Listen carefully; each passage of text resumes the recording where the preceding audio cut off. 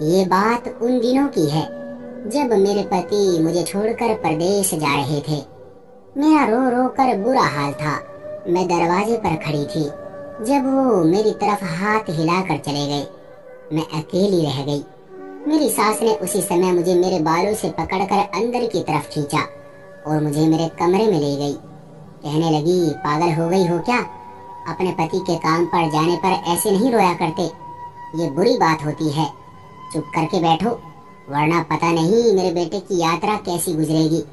सास ने मुझे डांट दिया। मैं अपने कमरे में चली गई। शाम को उठी तो दिल बोझल सा था। माँ जी मुझे कड़ी नजरों से देख रही थी। सर से पांव तक मुझे यूं घूर रही थी जैसे कुछ ढूंढ रही हो। फिर मुझे अपने पास बुलाकर बोली, ये लाल दुपट्टा क्यों ओढ़ रखा है? ये तो दुल्हनें ओढ़ती हैं। तेरा पति परदेश चला गया है, ये दुपट्टा उतार और जाकर सफेद दुपट्टा ओढ़ ले। अच्छा नहीं लगता? तेरा पति परदेश में है तो तू किसके लिए तैयार होगी? सास की बात सुनकर मेरा दिल परेशान हो गया। भला मेरा पति परदेश ही तो गया था, मैं विधवा तो नहीं हुई थी। मगर सास की जिद की वजह से मुझे उनकी बात माननी पड़ी। मैं अपने कमरे में गई और अलमारी से सफेद रंग का दुपट्टा निकाल कर ओढ़ लिया। मुझे ये रंग बिल्कुल भी पसंद नहीं था।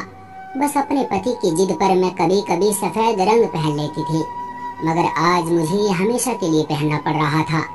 दुपट्टा ओढ़कर मेरा दिल इस कदर उदास हुआ कि मैं अपने कमरे में ही लेट गई। तभी मेरी सास मुझे आवाज देने लगी। मैं तो भूल ही गई थी कि घर का सारा काम भी मेरे सर पर ही था। अगले दिन की रात तक मैं बहुत थक चुकी थी। मैंने दिल में सोच लिया कि अब यहाँ नहीं रहूंगी। भला जब पति ही घर पर नहीं तो मेरे ससुराल में रहने की क्या जरूरत है? मैं रात भर सोचती रही। सुबह उठी तो सर पकड़ लिया। माँ जी पूछने लगी, क्या हुआ है? मैंने कहा कि मेरे सर में बहुत तेज दर्द है, बुखार भी है, दिल बोझल हो रहा है। मैं अपने मायके जाना चाहती हूँ। दरअसल ये एक बहाना था जिसकी वजह से मुझे अपनी सास से छुटकारा मिल जाना था, मगर इन्हें तो जैसे किसी की परवाह ही न थी। अरे मामूली सा बुखार है, शाम तक उतर जाएगा। ना उतरा तो फिर तुझे डॉक्टर के पास ले जाऊंगी। सास ने मुझे तसल्ली दी। मगर माँ जी मुझे अपने मायके जाना है, मैं मम्मी पापा से मिलना चाहती हूँ। दिल का बोझ भी हल्का हो जाएगा। क्यों भाई, तेरे दिल पर कौन सा बोझ है? हम भी तो अपने पति से 2-2 साल दूर रहते थे। सास जैसे मुझसे अपने गम का बदला ले रही थी। मैं परेशान खड़ी थी कि उन्होंने मेरा कांधा थपथपाया और मुझे चारपाई पर बैठने को कहा। मैं बैठी तो सास ने मुझसे कहा कि मैं यहाँ से एक कदम भी ना हिलूं। मैं वहीं बैठ गई। सास अंदर से एक काले रंग की बोतल लेकर आई और फिर मुझे चारपाई पर लेटने को कहा। अब न जाने कौन सा हकीमगिरी का इलाज शुरू होने वाला है, मैंने दिल में सोचा। सास ने काले रंग की बोतल से थोड़ा सा तेल निकाला और मेरे सर पर लगाने लगी। तेल अजीब सा था। मेरे सर में बहुत जलन हो रही थी। सर के बालों में जैसे किसी ने तेजाब डाल दिया हो। माँ जी ने मेरा सर दबाना शुरू कर दिया, साथ ही सर की मालिश भी शुरू कर दी। अब तुझे आराम हो जाएगा। ये ऐसा तेल है जिसे 7-8 दिन लगाने से ही तबीयत बेहतर हो जाती है। मेरे घर में पहले यही इस्तेमाल होता था, बल्कि हमारी सास भी हमें यही लगाया करती थी। अब मैं बेबस होकर बैठ गई। बहाना तो कर लिया था, मगर मैं बुरी तरह फंस गई थी।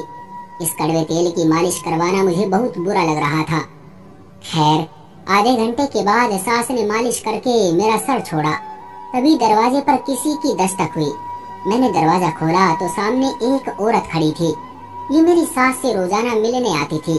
उसे देखते ही माँ जी खुश हो गई और बोली, आजा, मैं तेरा ही इंतजार कर रही थी। देखो, मेरी बहू के सर में बहुत तेज दर्द हो रहा था। मैंने इसे मालिश की तो ये ठीक हो गई। खैर, मैं अंदर कमरे में चली गई।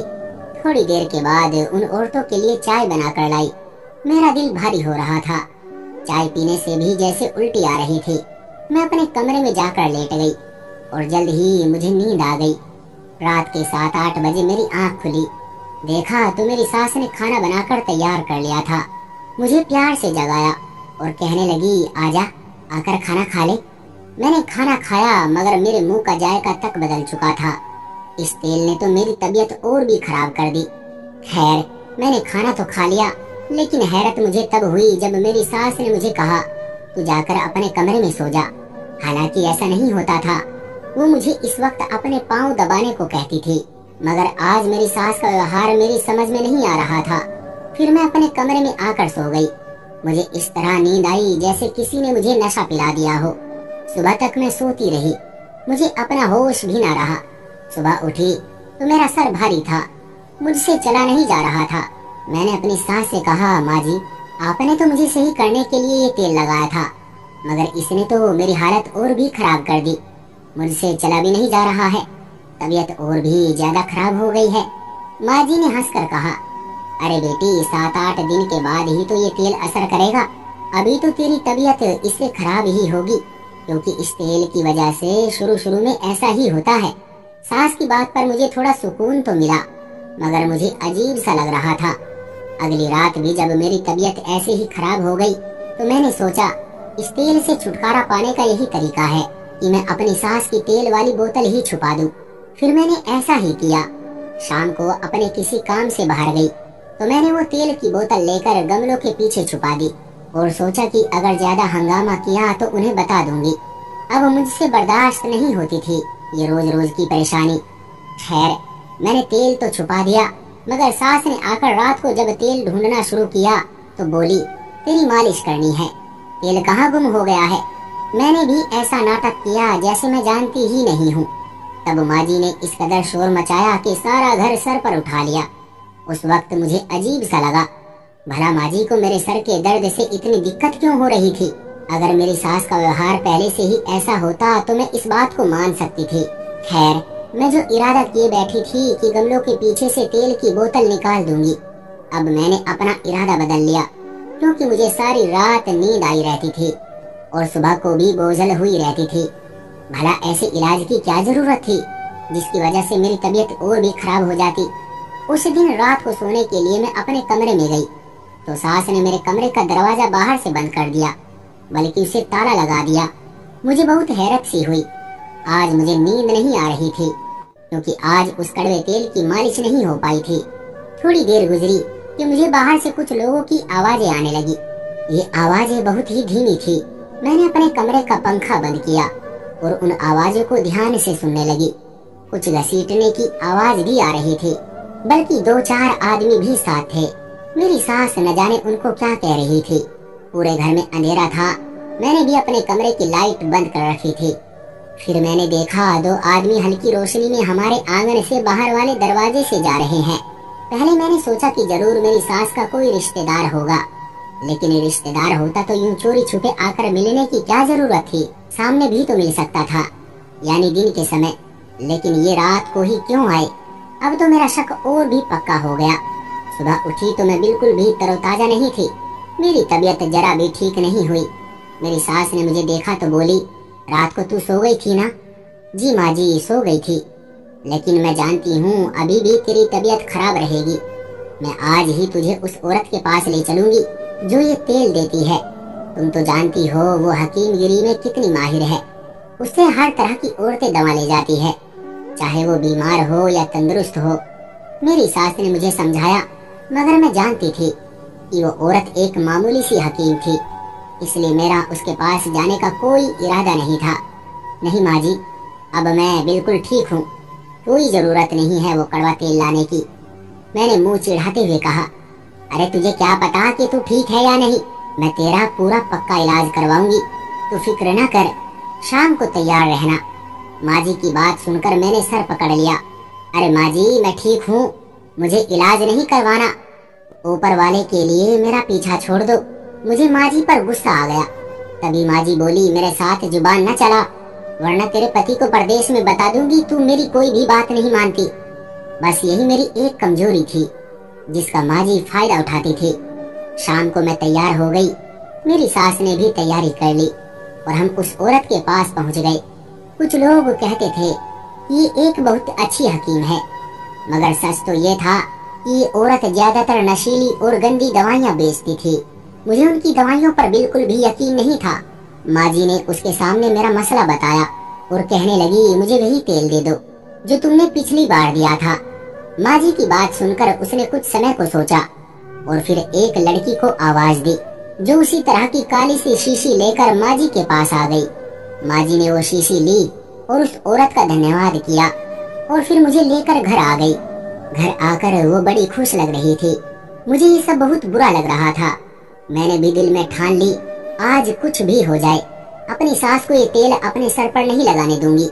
मैंने भी सरसों के तेल में काला रंग मिला दिया और उस बोतल का तेल नाली में बहा दिया। सास को शक भी नहीं हुआ कि मैंने बोतल में से तेल बदल दिया है। रात को उन्होंने मुझे अपने पास बुलाया और मेरे सर की मालिश करने लगी। जब मालिश पूरी हुई तो मुझे थपथपाते हुए बोली, जाकर अपने कमरे में सो जा, 7 दिन में तेरी तबीयत बेहतर हो जाएगी। हालांकि मुझे कोई बीमारी नहीं थी, लेकिन सास की जिद के आगे कर भी क्या सकती थी। फिर मैं वापस अपने कमरे में आ गई, मगर मुझे नींद नहीं आ रही थी, जबकि तेल की मालिश के बाद मेरा सर भारी हो जाता था और थोड़ी देर लेटते ही मुझे नींद आ जाती थी।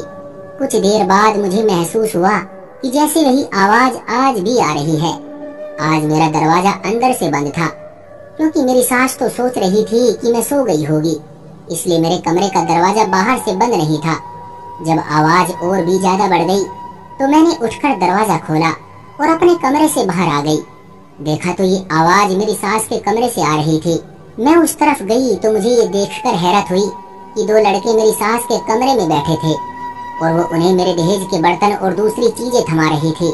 लड़कों ने अपने चेहरे छुपा रखे थे, तो क्या मेरे दहेज का सामान? ये सोचते ही मुझे चक्कर से आने लगे। आगे बढ़कर मैंने अपनी सास का सामना किया और कहा, ये कौन है और मेरे दहेज के बर्तन इन्हें क्यों दे रही हैं आप? मुझे देखकर मेरी सास बौखला गई। तू यहाँ कैसे? तुझे कहा था ना कि जा सो जा। उन्होंने उल्टा अपनी गलती छुपाते हुए कहा, माँ जी मैं सो नहीं सकती, मैंने जो पूछा है मुझे उसका जवाब दो। तू होती कौन है मुझसे पूछने वाली? मेरी सास उल्टा मुझ पर गुस्सा करने लगी।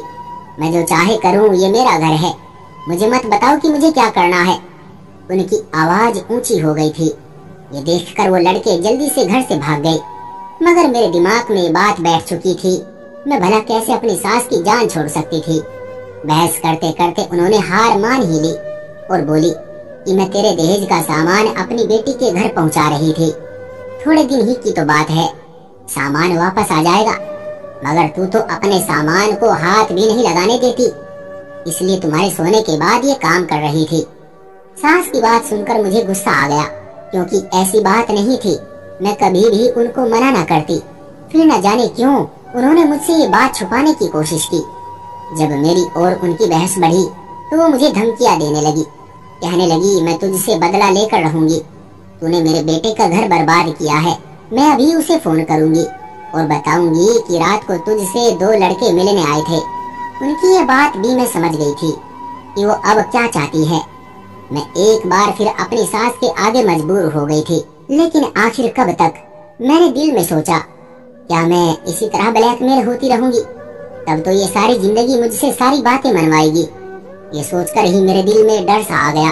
मैं ऐसा नहीं होने दे सकती थी। उस दिन मैं भी उनके सामने डट गई। कर लीजिए आप फोन, जिसे चाहो कर लो फोन, मैं अपने दहेज के सामान से एक भी चीज नहीं दूंगी। मेरी बात सुनकर मेरी सास को गुस्सा आ गया और उन्होंने मुझे एक जोरदार धक्का दिया। मैं जाकर दरवाजे के आगे गिर गई। वो गुस्से में गुर्राते हुए बाहर गई तो मैं अपना सर पकड़कर बैठ गई। अब न जाने क्या होने वाला था। उनका गुस्सा किसी बड़े तूफान का पता दे रहा था।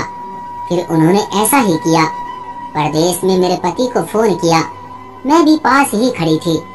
वो मेरे बारे में ऐसी ऐसी बातें कर रही थी जिसके बारे में मैं सोच भी नहीं सकती थी, मगर उनकी बातों में तो इस कदर जहर भरा था कि मेरे पति भी उन पर यकीन करने पर मजबूर हो गए। मैं उनसे बात करना चाहती थी, अपनी सफाई पेश करना चाहती थी, मगर मेरी सास ने मुझे फोन को हाथ तक नहीं लगाने दिया। मेरा दिल चाह रहा था कि इस बुढ़िया की हड्डियां अलग अलग कर दूं, मगर इस समय मैं कुछ नहीं कर सकती थी। मेरे पति ने भी मुझे कह दिया कि तुम माँ के मामलों में मत बोलो, मैं तुमसे कल से ही से बात करूंगा। मेरा दिल कांप कर रह गया। वो बहुत गुस्से में थे। जाहिर है माँ जी ने उन्हें जो जो बातें कही थी वो सुनने के बाद कोई भी इज्जतदार पति अपनी पत्नी को अपने घर में बर्दाश्त नहीं कर सकता था। अगले दिन उन्होंने मुझसे फोन पर बात की। मैं समझी कि शायद वो मुझसे हमदर्दी करेंगे, मगर उन्होंने रात भर सोचने के बाद यही फैसला सुनाया कि उनके परदेश जाते ही मैं सही रास्ते से भटक गई थी। और उनके पीछे उन्हें धोखा दिया। इस बात ने मुझे आंसुओं से तर कर दिया। सोच नहीं सकती थी कि मेरा पति मुझसे ऐसा व्यवहार रखेगा। मुझे तलाक हो गई। 1 हफ्ते के अंदर अंदर तलाक के कागजात मेरे हाथों में पकड़ा दिए गए थे। उसने मुझे अपनी जिंदगी से हमेशा हमेशा के लिए निकाल दिया। मैं रोती हुई अपने माँ बाप के घर आ गई। जाहिर है मेरा कसूर तो नहीं था, मगर मम्मी पापा परेशान हो गए। मैंने भी उनकी परेशानी में अपनी परवाह करने की बजाय उनका साथ दिया। उन्होंने जिस रिश्ते के लिए कहा मैंने हाँ कर दी। माँ बाप की मर्जी से शादी करने का फल मुझे ये मिला कि मेरी शादी एक बहुत अच्छे इंसान से हो गई, जिसे कमाने के लिए कहीं बाहर नहीं जाना पड़ता था। मैं उसी में खुश हूँ। ये मुझे बाहर घुमाने भी ले गए। मुझे लगता है कि मेरी जिंदगी पूरी हो गई। मैं भी इसी तरह सुकून से जी रही थी कि एक दिन मुझे अपने मोहल्ले की एक औरत मिली। बातों बातों में उसने मेरी सास की बात छेड़ दी। मैंने उससे पूछा वो कैसी है, तो वो उनकी हालत पर अफसोस करने लगी। बोली वो बहुत बुरी हालत में है। मैंने कहा क्यों? कहने लगी उनको शायद तुम पर जुल्म करने की आदत हो गई थी। जब दूसरी बहू आंचल उनके घर बहू बनकर आई थी तो वो बहुत खुश थी, क्योंकि वो बहुत अमीर घराने की लड़की थी। ढेर सारा दहेज भी साथ लाई थी, मगर आंचल ने आते ही उस औरत को सीधा कर दिया। उसकी एक बात न मानती और ऐसी ऐसी बातें अपने पति के सामने करती कि बुढ़िया का बस न चलता। आंचल खूबसूरत भी थी और अमीर भी, इसलिए उसका कुछ रोब वैसे भी ज्यादा पड़ता था। तुम्हारी सास तो तुम्हारी आदी थी, उसने सबको तुम्हारी तरह समझ रखा था। उसने आंचल के साथ भी वही चालाकी करने की कोशिश की। आंचल ने एक रात अंधेरे में उसे रंगे हाथों पकड़वा दिया। असल में तुम्हारी सास को शुरू से ही चोरियां करने की आदत है। न जाने उसे ये आदत क्यों है। हालांकि घर में भगवान का दिया सब कुछ है, मगर अपनी बेटी को अपनी बहू की चीजें देना उस औरत का पसंदीदा काम था। अपने बड़े बेटे की पत्नी का भी उसने यही हाल किया था। अब तो हाल ये है कि आंचल का दिल करे तो उसे खाना दे देती है, वरना सारा सारा दिन वो भूखी ही पड़ी रहती है। उसकी यही सजा होनी चाहिए थी। मैं जानती हूँ उसने तुम्हारे साथ बहुत बुरा किया है। उसने अपनी पहली बहू के साथ भी ऐसा ही किया था। मैं अपनी सास का हाल सुनकर खुश तो नहीं हुई, क्योंकि किसी को तकलीफ में देखकर खुश होना एक घटिया इंसान होने की निशानी है। मगर सच तो ये है कि इंसान को अपने कर्मों की सजा मिलकर ही रहती है। तो दोस्तों ये थी हमारी आज की कहानी। उम्मीद है कि आपको पसंद आई होगी। आपका क्या कहना है इस कहानी के बारे में कमेंट करके हमें जरूर बताएं। वीडियो को लाइक कर दीजिए और इसी तरह की कहानियां लगातार देखने के लिए चैनल को सब्सक्राइब करके घंटी को दबाकर ऑल पर सेट कर लीजिए, ताकि आने वाली वीडियो का नोटिफिकेशन आपके पास